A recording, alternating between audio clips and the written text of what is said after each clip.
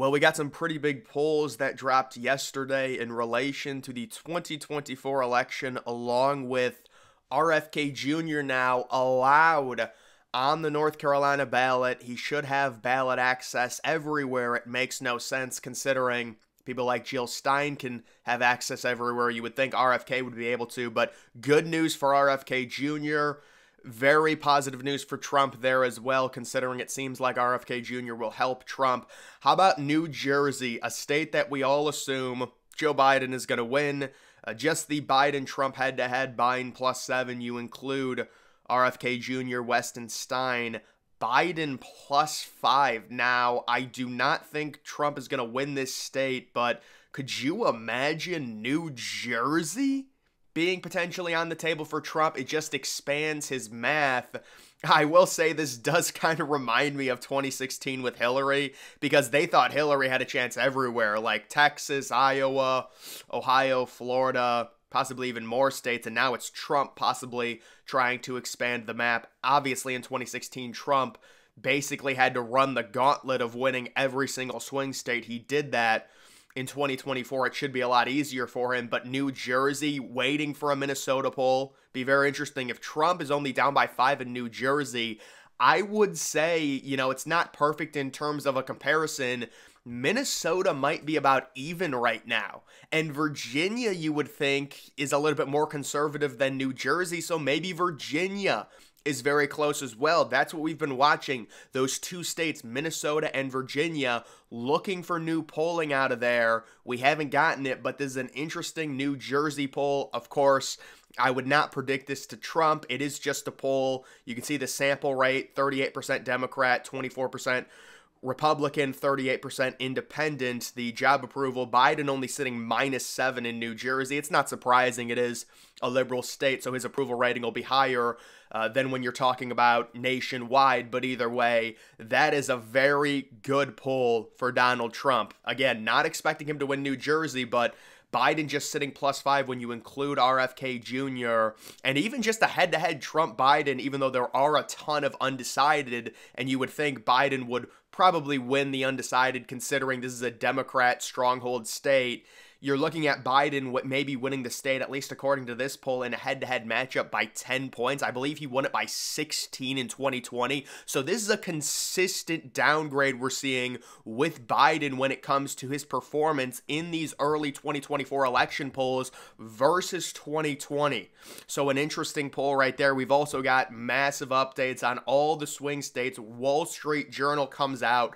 Trump +3 in Pennsylvania, Trump +4 in Nevada, Trump +3 in Michigan, Trump +6 in North Carolina, Trump +5 in Arizona, Wisconsin tied, Trump +1 in Georgia. So overall, that's a very positive update for Trump. And the key to those polls, that is just a head-to-head. So think about when you include RFK Jr., you would think in basically all of those states, RFK Jr. being on the ballot would help Trump even more. It would extend his lead in Pennsylvania. It would extend his lead in Nevada, Arizona, North Carolina, Michigan.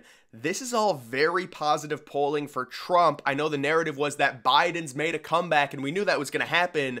But these polls that we've seen the last few days, looking at New Jersey, again, not expecting it to go for Trump, but very positive stuff there with Biden only +5.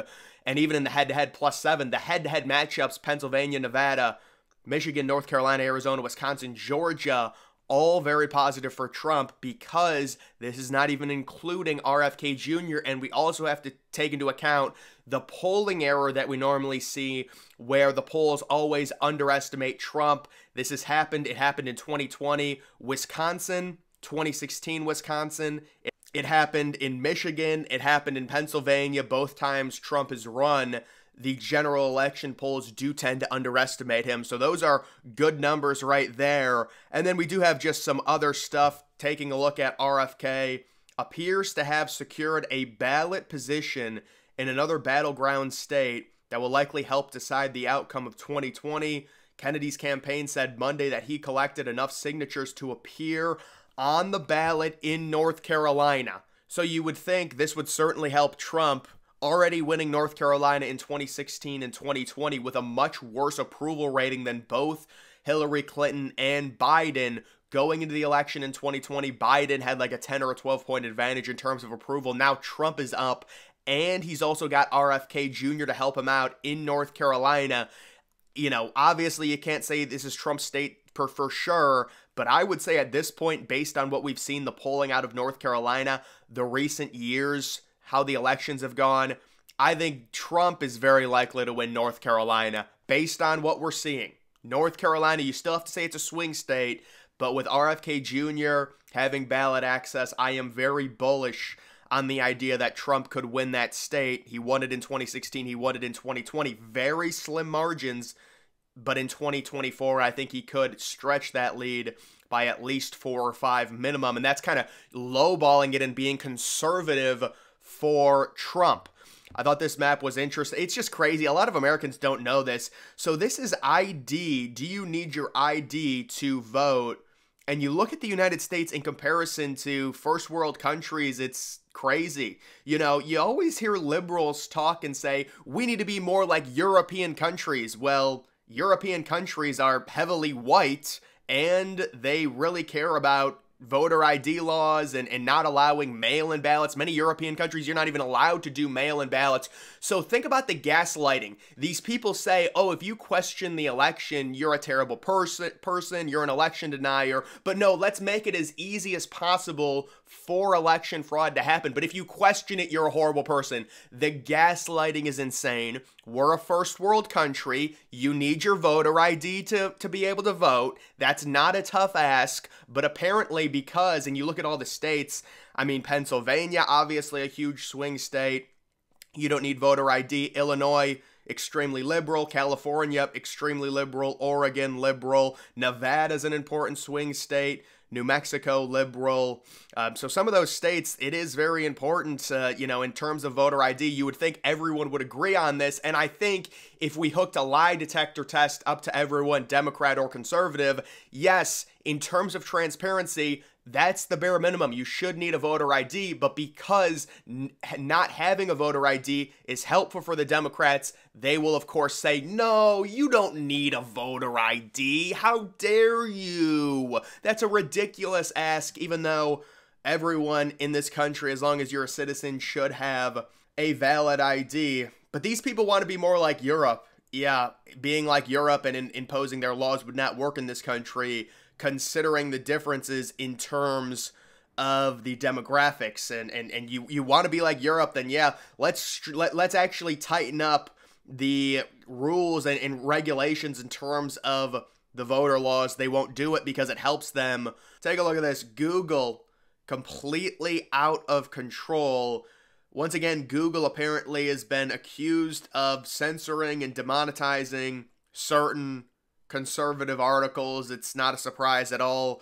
And you really would think that maybe Elon Musk would come out with a rival or something, because getting a search engine up and running is extremely challenging. The infrastructure behind it is crazy, and you will have a net loss.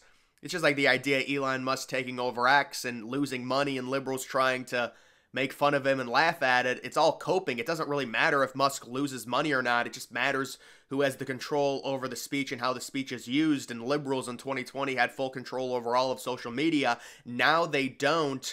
They're pissed off about it, but it seems like Google, I mean, Google, look up something on Google. The first 4 links you get, it's all sponsored links. It's all crap. We need to develop a new search engine. I know it's going to be very hard. I think the idea would be to develop a search engine through the use of crypto, which theoretically could make the search engine profitable if you tie it to a crypto. It's like the idea of staking the mechanism behind it to where you can make money basically out of thin air. Either way, when you start going partisan in a country like the US, you're screwed, man. And Google obviously is completely partisan. They're pro-liberal. The country is basically 50-50. There's a ton of independents, and they censor conservative stuff. I mean, this is not surprising. Everybody knows this. Even liberals admit it. But it is something to look at. Either way, guys, that's just the update when it comes to the 2024 election. The new polls that I saw, they're very favorable to Trump. The swing state polls, the New Jersey poll. But that is going to do it for this video, guys. Make sure you follow me on X. Link to that's always in the description.